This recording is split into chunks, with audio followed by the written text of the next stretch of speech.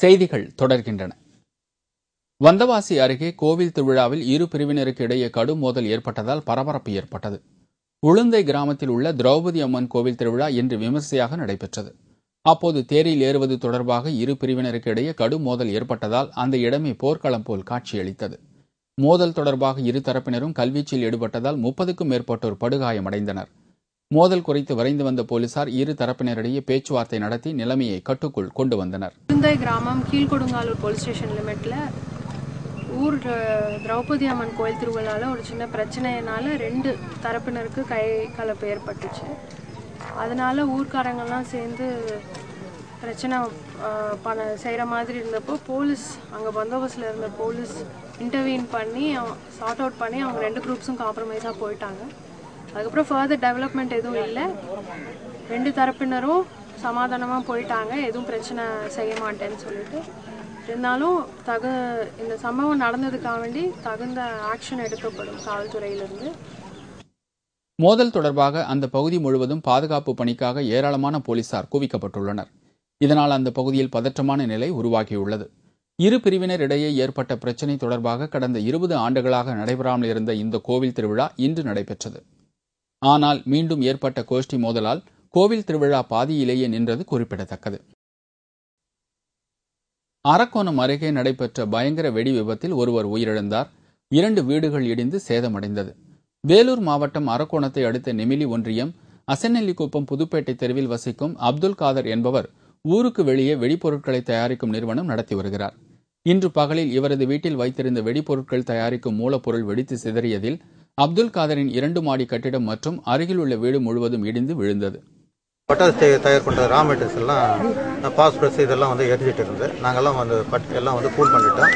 அந்த பில்டிங்கில் பின்பக்கம் ஒரு சைடில் கொலாப்ஸ் ஆகி இடிஞ்சு கீழே விழுந்துட்டு இருந்து அந்த பில்டிங்கில் ஒரு பையன் 21 வயசு பையன், அந்த பில்டிங் ஓனருடைய பையன் பேர் நபி அகமத், வயசு 21 வயசு இருக்கான். அவருக்கு தீகாயம் ஏற்பட்டு நாங்கள் வர்றதுக்குள்ள மீனாட்சி ஹாஸ்பிட்டலில் எடுத்துகிட்டு போயிட்டு இருந்தாங்க.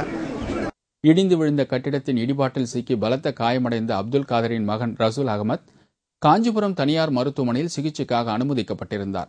பின்னர் அவர் சிகிச்சை பலனின்றி உயிரிழந்தார்.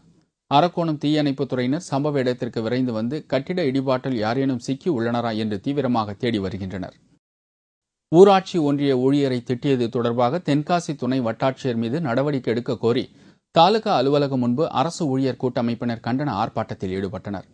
பாளையங்கோட்டை ஊராட்சி ஒன்றியத்தில் பணிபுரியும் அலுவலர் ஒருவரை தென்காசி துணை வட்டாட்சியர் மற்றும் அவரது உதவியாளர் ஆகிய இருவரும் ஜாதி பெயரை சொல்லி திட்டியதாக குற்றச்சாட்டு எழுந்துள்ளது. இதில் அவர்கள் இருவர் மீதும் வன்கொடுமை தடுப்பு சட்டத்தின் கீழ் வழக்கு பதிவு செய்ய வலியுறுத்தி தென்காசி தாலுகா அலுவலகம் முன்பு SC மற்றும் ST அரசு ஊழியர்கள் கூட்டமைப்பினர் ஆர்ப்பாட்டத்தில் ஈடுபட்டனர். இரவு பணியில் இருந்த காவலரை அத்துமீறி சாதியின் பெயரை சொல்லி திட்டி அடித்து கொலை வன்கொடுமை தடுப்பு சட்டத்தின் கீழ் வழக்கு பதிவு செய்யப்பட்டுள்ளது. எனவே இக்குற்றவாளிகளை கைது செய்வதோடு இவர்களை துறை ரீதியாக விசாரணை செய்து பணியிடை நீக்கம் செய்ய வலியுறுத்தி ஒட்டுமொத்தமாக திருநெல்வேலி மாவட்டத்தில் உள்ள 11 தாலுகாக்களிலும் மத்திய மாநில SC ST அரசு ஊழியர்கள் கூட்டமைப்பின் சார்பாக ஆர்ப்பாட்டம் நடத்துவது என முடிவு செய்து விருதுநகர் மாவட்டம் ஸ்ரீவில்லிபுத்தூர் ஸ்ரீ ஆண்டாள் திருக்கோவில் ஆடிப்பூரம் விழா இன்று கொடியேற்றத்துடன் துவங்கியது. கோதை பிறந்த ஊர், கோவிந்தன் வாழும் ஊர் என்று சிறப்பு பெற்றது ஸ்ரீவில்லிபுத்தூர். ஆண்டாள் பிறந்த ஊராகிய ஸ்ரீவில்லிபுத்தூரில் ஆடிப்பூரம் விழா முக்கியமான நிகழ்ச்சியாகும். இந்த விழா இன்று கொடியேற்றத்துடன் தொடங்கியது. வரும் 19ஆம் தேதி அன்று கருட சேவையும், வரும் 23ஆம் தேதி இன்று தேரோட்டமும் நடைபெறுகிறது.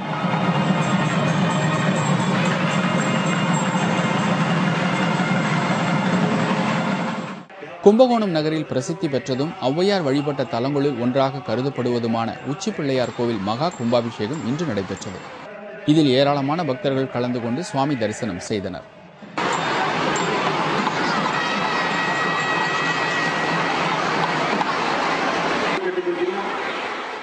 இதேபோல் சென்னை பெருங்குடியில் உள்ள அருள்மிகு இஷ்டசித்தி விநாயகர் ஆலயத்தில் நடைபெற்ற மகா கும்பாபிஷேகத்தில் ஏராளமான பக்தர்கள் கலந்து கொண்டு சுவாமி தரிசனம் செய்தனர். மாதவரம் அருகே வீட்டிலிருந்து பள்ளிக்கு சென்ற மாணவர் மாயமானதால் தந்தை காவல்துறையில் புகார் தெரிவித்துள்ளார். சென்னை மாதவரம் நேரு நகரை சேர்ந்தவர் கஜனாராம். இவரது மகன் விஸ்வ ஆனந்த் கொடுங்கையூரில் உள்ள தனியார் மெட்ரிக் பள்ளியில் 10ஆம் வகுப்பு படித்து வருகிறார். இந்நிலையில் விஸ்வா ஆனந்த் கடந்த வெள்ளிக்கிழமையன்று பள்ளிக்கு சென்றதாக கூறப்படுகிறது. ஆனால் காலை 10 மணி அளவில் தங்களுடைய மகன் பள்ளிக்கு வரவில்லை என்று பள்ளியிலிருந்து தொலைபேசியில் வீட்டிற்கு தகவல் தெரிவித்தனர். இதனால் பதற்றமடைந்த பெற்றோர்கள் மாணவனின் உறவினர், நண்பர்கள் வீடுகள் என பல இடங்களில் தேடியும் கிடைக்கவில்லை. இதையடுத்து மாதவரம் காவல் நிலையத்தில் தனது மகன் மாயமானது குறித்து கஜனாராம் புகார் கொடுத்துள்ளார். தமிழகத்திலிருந்து கேரளாவிற்கு கடத்த முயன்ற சுமார் 10 லட்சம் ரூபாய் மதிப்புள்ள அமோனியம் நைட்ரேட் வெடிமருந்து மூட்டைகளை குமுளி வாகன சோதனை போலீசார் பறிமுதல் செய்தனர். இது தொடர்பாக ஒருவர் கைது செய்யப்பட்டார். தமிழகத்தில் சேலம் மாவட்டத்திலிருந்து கேரளாவிற்கு லாரிகள் மூலம் 48 மூட்டை அமோனியம் நைட்ரேட் கலந்த வெடிமருந்து பொருட்கள் கடத்தப்படுவதாக போலீசாருக்கு ரகசிய தகவல் கிடைத்தது. இதையடுத்து தமிழக கேரள எல்லையான குமுளியில் போலீசார் வாகன சோதனையில் ஈடுபட்டபோது லாரியின் அடியில் பதுக்கி வைக்கப்பட்டிருந்த 48 மூட்டை வெடிப்பொருட்கள் கண்டுபிடிக்கப்பட்டது. லாரியை பறிமுதல் செய்த போலீசார் ஓட்டுநர் மோகனை கைது செய்தனர். பறிமுதல் செய்யப்பட்ட அமோனியம் நைட்ரேட் வெடிப்பொருட்களின் மதிப்பு சுமார் 10 லட்சம் ரூபாய் என்று கூறப்படுகிறது. சீர்காழி அருகே விளைநிலங்களை வீட்டுமனைகளாக மாற்ற முயன்ற வீட்டுமனை தரகர்கள் மற்றும் அவர்கள் பயன்படுத்திய ராட்சத இயந்திரங்களை பொதுமக்கள் முற்றுகையிட்டு போராட்டத்தில் ஈடுபட்டதால் பரபரப்பு ஏற்பட்டது. மாதானம் தேவநல்லூர் கிராமத்தில் உள்ள விளைநிலங்கள் அரசு அனுமதி பெறாமல் வீட்டுமனைகளாக மாற்றப்படுவதாக புகார் எழுந்தது. அத்துடன் அந்த பகுதியில் ராட்சத இயந்திரங்களை கொண்டு விளைநிலங்களை வீட்டுமனைகளாக மாற்ற முயன்றனர். இதனை பார்த்து ஆத்திரமடைந்த அந்த பகுதி விவசாயிகள் வீட்டு தரகர்கள் மற்றும் அவர்கள் பயன்படுத்திய ராட்சத இயந்திரங்களை முற்றுகையிட்டு போராட்டத்தில் ஈடுபட்டனர். இதையடுத்து பல மணி நேரம் நடைபெற்ற போராட்டத்திற்கு பிறகு வீட்டு தரகர்கள் மற்றும் அவர்கள் பயன்படுத்திய ராட்சத இயந்திரத்தை விரட்டி அடித்ததால் அந்த பகுதி முழுவதும் பரபரப்பு ஏற்பட்டது. சென்னையில் மோட்டார் வாகனம் மற்றும் வாகன உதிரி பாகங்களின் கண்காட்சி நடைபெற்று வருகிறது. நந்தம்பாக்கத்தில் உள்ள வர்த்தக மையத்தில் கடந்த 11ஆம் தேதி முதல் மோட்டார் வாகனம் மற்றும் வாகன உதிரி பாகங்களின் கண்காட்சி நடைபெற்று வருகிறது. இந்த கண்காட்சியில் இந்தியாவின் முன்னணி நிறுவனங்கள் மற்றும் வெளிநாட்டு நிறுவனங்கள் தனது தயாரிப்பு வாகனங்கள் மற்றும் உதிரி பாகங்களை கண்காட்சியில் இடம்பெறச் செய்தன.